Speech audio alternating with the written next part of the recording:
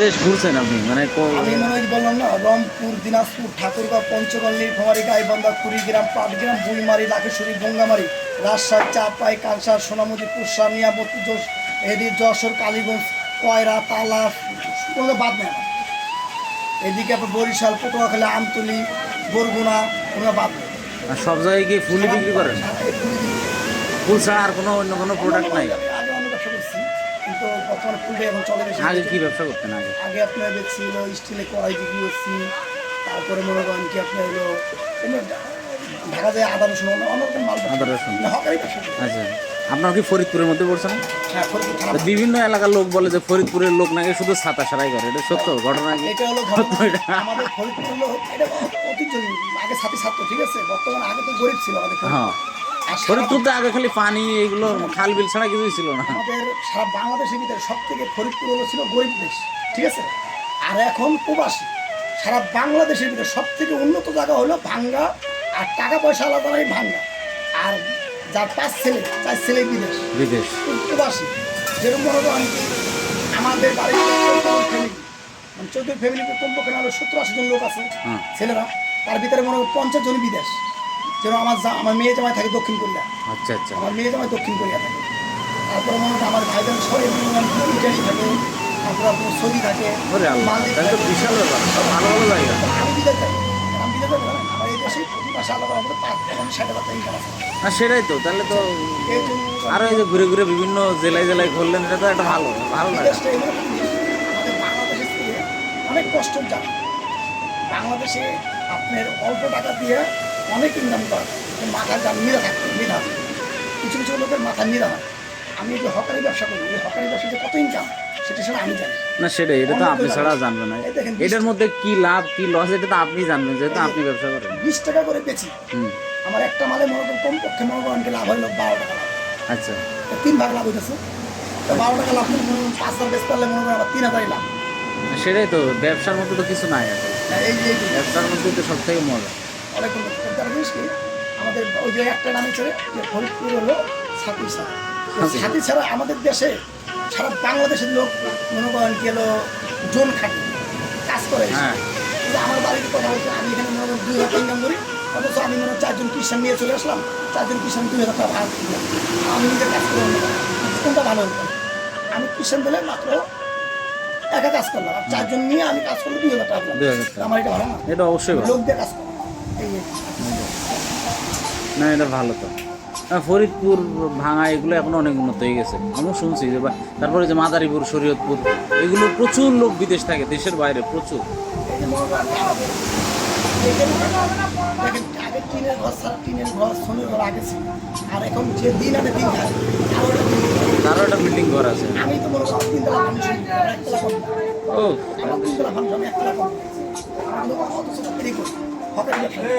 আচ্ছা, কোন দেশে মানে বিদেশে তো বললেন, কোন কোন দেশে বেশি লোক লোক বেশি থাকে, কোন দেশে? সব থেকে আমাদের আমাদের ফ্যামিলির ভিতরে সব থেকে মনে করেন সৌদি। মালদ্বীপ, 2 জায়গায় মালদ্বীপ। মালদ্বীপও ভালো ইনকাম আছে। তাই নাকি? ওটা তো আমাদের লিচুদের দেশ। লিচু লিচু তৈরি হয়? মানে সবাই ঘুরতে যায়।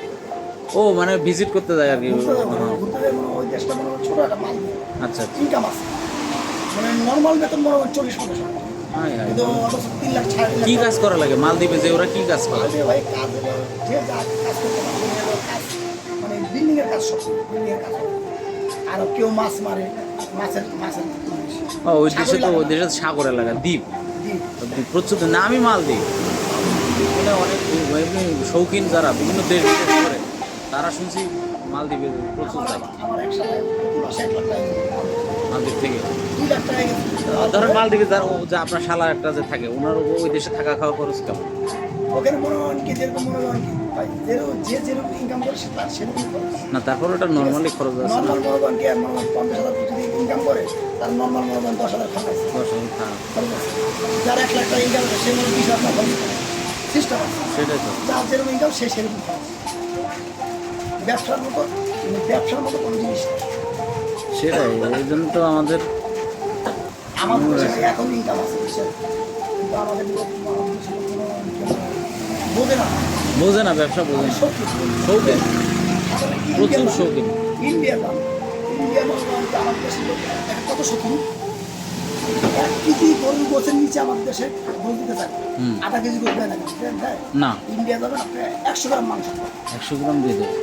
আধা 1 পোয়া মাংস পাবেন, কোথাতে মাংস নেই সেই এলাকায় দিতে পারেন। ইন্ডিয়া অপচয় করে। এটা সত্য কথা, আমি শুনছি ইন্ডিয়া। আচ্ছা গাড়ি অ্যাক্সিডেন্ট করছিলাম তো ডাক্তার আচ্ছা। আপনার মাংস তো ধরুন আমি যেখান থেকে বলবো সেখান থেকে কেটে দিচ্ছে আপনি 100 গ্রাম আর আমাদের বাংলাদেশে বলতে চান যে ভাই আমার 250 গ্রাম মাংস দেন, কবে তো শহর আগে আপনি 100 গ্রাম ইলিশ মাছ নেবেন, 100 গ্রাম ইলিশ মাছ নেবেন এরকম। এই জন্য তো ভালো ওরা। আর ওই দেশে নিশ্চয়ই। অপচয় করে না, ঠিক আছে? আমাদের দেশে অপচয় করে, ধরুন আমাদের দেশে মনে করেন একটা ব্যাংকিং থেকে ধরাইছে, ধরাইয়া মনে করতেছে না ধরাইয়া দুই দাম দিয়েছে টাকা বাড়াইছে ভাই আন্দোলনে আপনার জায়গায় বাধা দেবে। আর ইনভেস্ট করতে পারে ইন্ডিয়া- আমাদের এটা তো 100 টাকা বাড়াইলে কেউ কোনো কিছু করতে পারে না। সেটাই। আর ইন্ডিয়া কি করে একটা সিগারেট ধরে না ওই খাইলো খাইয়ে দিল না আস্তে আগুনটা নিবে আস্তে পড়ছে ওটা পরে খাবে। আরে আল্লাহ, তাই তো। আপনার আমাকে বিশ্বাস করে এই জন্য তো বলে যে দাদা খেয়ে এসেছেন না যে খাবেন।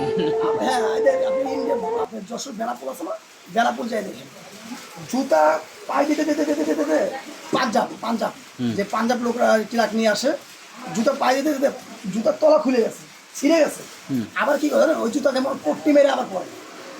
আর আমাদের দেশের লোক এখান থেকে জুতা ছিঁড়ে গেছে মানে একটু রং সং উঠে গেলে আমাদের দেশে তো একটু রং খারাপ হয়ে গেলে বাদ দেয়। এই জন্য আমাদের দেশটা হলো শৌখিন গরিব দেশ। শৌখিন গরিব। এই জন্য গরিব অপচয় কম করে অপচয় বেশি শৌখিন দেশ প্রচুর শৌখিন আমাদের দেশে।